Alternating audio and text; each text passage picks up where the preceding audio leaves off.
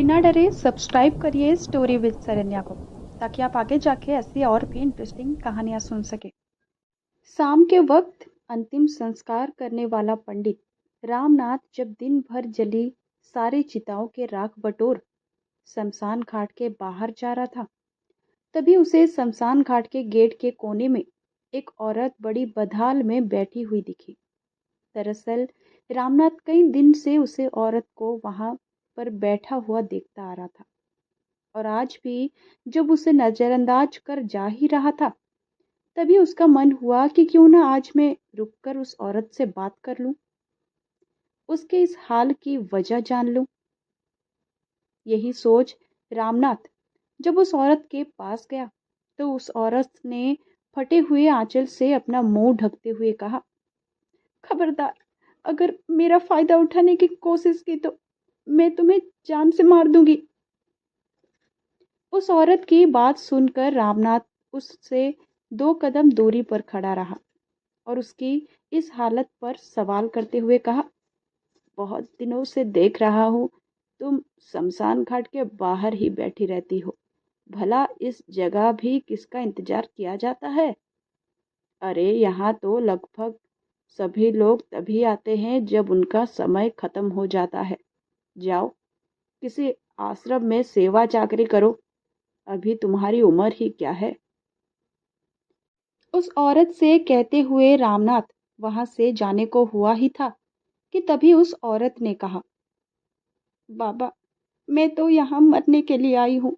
अगर आप मुझे जिंदा ही फूंक दे तो बहुत बड़ा एहसान होगा मुझ पर।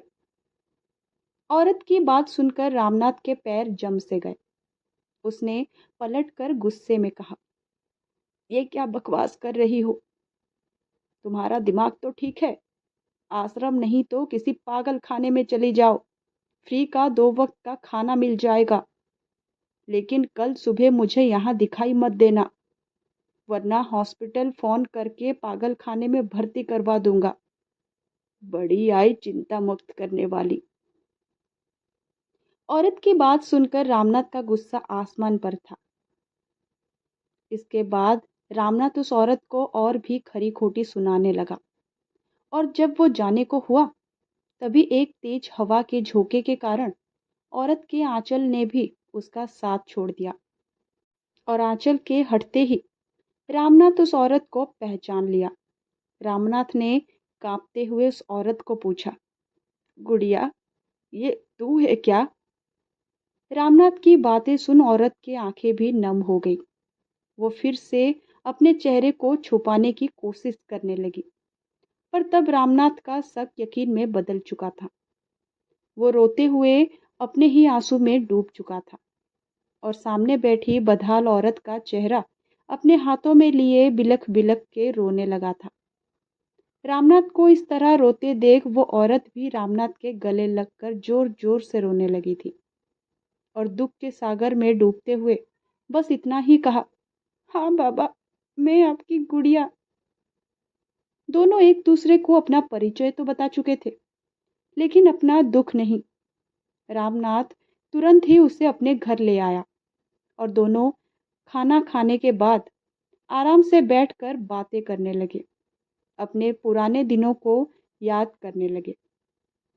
याद करते हुए रामनाथ कहते हैं, याद है जब पहली बार तुझे अनाथालय से लाया था, तब तू 5 साल की थी, और तेरे घर में आते ही मैंने ये आम का पेड़ लगाया था। तू रोज सुबह सबसे पहले उठकर इसे ही गले लगाती थी, बोलती थी, ये पेड़ नहीं, मेरा छोटा भाई है। ये पेड़ तो अपनी जगह रहा, लेकिन तू शायद कहीं खो गई गुड़िया। पेड़ को देखकर गुड़िया भी अपने पुराने दिनों को याद कर मुस्कुराने लगी थी। फिर एक लंबी सांस भरकर अपने बाबा रामनाथ से बोली, खोई नहीं थी बाबा, भटक गई थी। मैंने जिस आदमी का हाथ थामा था, जिस पर भरोसा किया था, उसने मुझे मरने के लिए छोड़ दिया, जो मेरे लिए सब कुछ था। एक पल में मैं उसके लिए कुछ भी नहीं रही। बाबा से कहते हुए गुड़िया का चेहरा उदास हो गया। इस पर रामनाथ ने गुड़िया से पूछा। क्या हुआ था? अचानक से तू कहाँ चली गई थी और क्यों? बाबा का सवाल सुनकर गुड़िया ने अपने पुराने 5 सालों को याद करते हुए कहा, बाबा, कॉलेज में मुझे एक लड़के से प्यार हो गया था। सरोज नाम था उसका। बहुत बार सोचा कि आपको उसके बारे में बता दूं, लेकिन कभी हिम्मत ही नहीं हुई। और इस पर मेरे से सबसे बड़ी गलती हो गई। बाबा, मैं शादी से पहले पेट से हो गई थी, माँ बनने वाली थी। मुझे दुनिया का ताना सताने लगा था।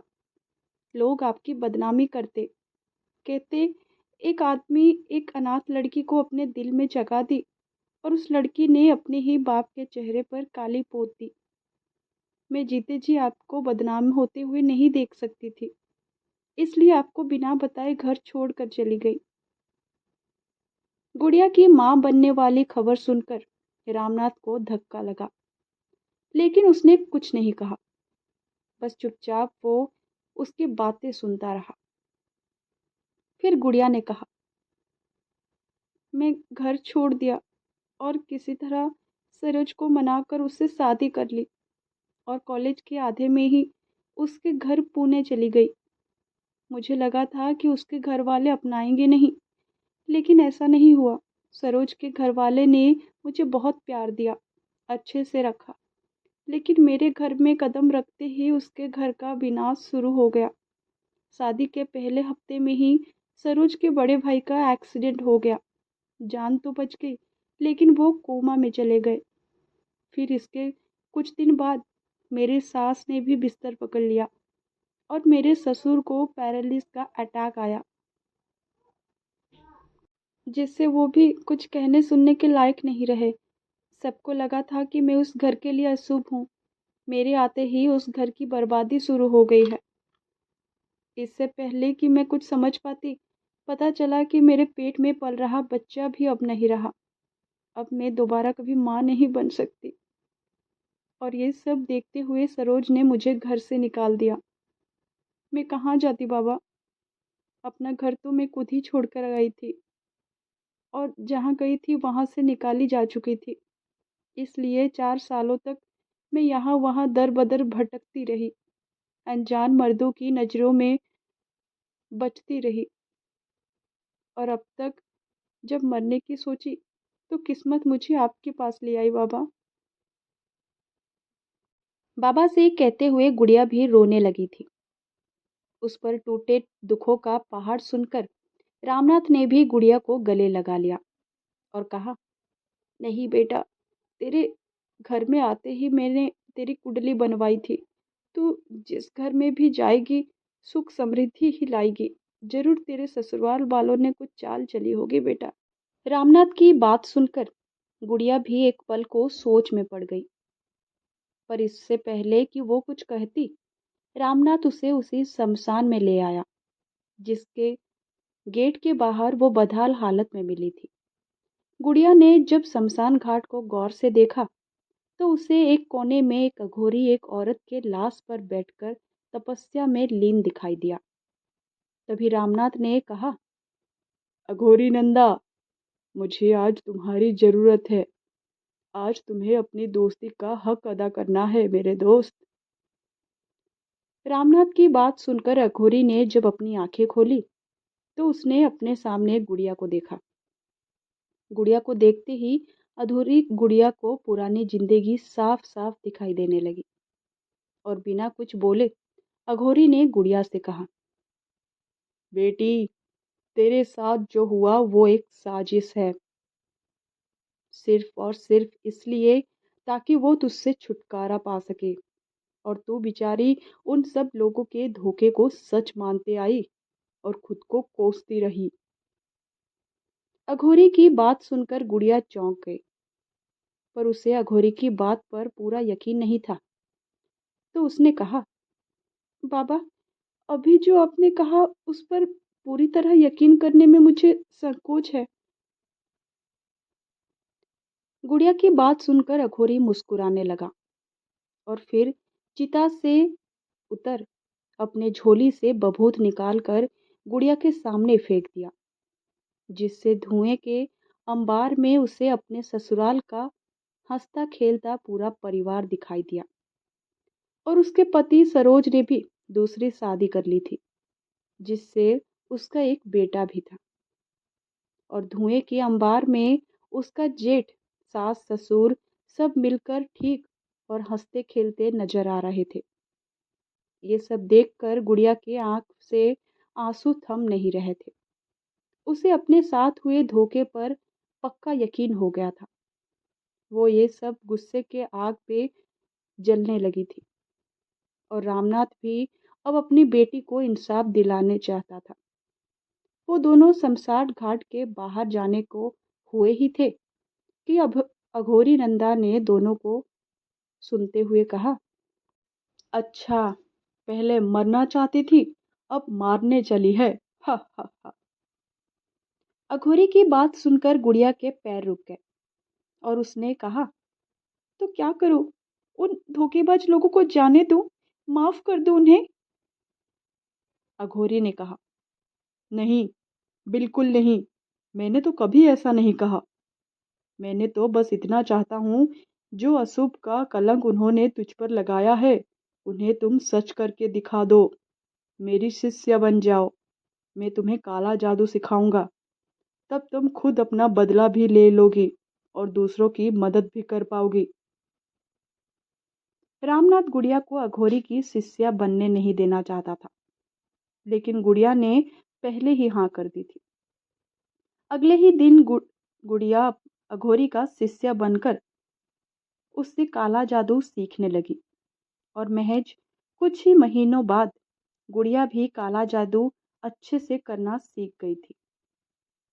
उसने बिना एक पल देर किए सीधा अपने ससुराल पहुंच गई।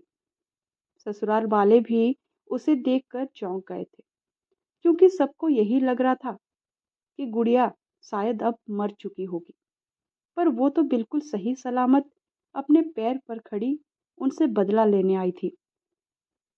तभी सरोज ने कहा, कुसुम, तुम यहाँ क्या कर रही हो? तुम तो मर गई थी ना? सरोज ने गुड़िया को उसके असली नाम से पहली बार बुलाया था। और वो उसे पकड़कर घर से बाहर निकलने को हुआ ही था कि तभी गुड़िया यानी कुसुम ने कुछ मंत्र बुदबुदाई और सरोज एकदम से उड़कर दीवार में टकराया, जिससे उसके सिर से खून निकलने लगा। सरोज का ये हाल देखकर उसके घर वाले भी गुड़िया से डरने लगे। पर गुड़िया तो अब अपने गुस्से की आग में जल रही थी और बारी बारी कर उसने सभी घर वालों का वही हाल किया, जिससे बताकर उन लोगों ने उसे धोखा दिया था। गुड़िया ने अपने काला जादू से अपने सास ससुर को पैरालाइज कर दिया और अपने जेठ को भी होश ठिकाने लगाकर उसे हमेशा के लिए अपाहिज बना दिया। लेकिन अभी भी उसका गुस्सा शांत नहीं हुआ था। वो सरोज को जान से मारने के लिए सरोज के तरफ बढ़ने चली जा रही थी कि तभी सरोज की पत्नी अपने गोद में बच्चा लिए गुड़िया से अपने पति की जान की भीख मांगने लगी। गोद में पड़ा बच्चा घर में हुए हादसे से जोर जोर से रो रहा था, जिसकी आवाज सुन गुड़िया अपने आप शांत हो गई। रोते हुए बच्चे को देख गुड़िया की आंखें भी नम हो गई थी। उसने बच्चे के सिर पर हाथ फेरा और उल्टे पैर अपने बाबा रामनाथ के घर आ गई। गुड़िया ने सरोज के परिवार का कहा सब सच कर दिया था और अपने पूरे जीवन को अघोरी नंदा के सेवा में लगा दिया और एक अघोरी बनने के राह पर चल दी।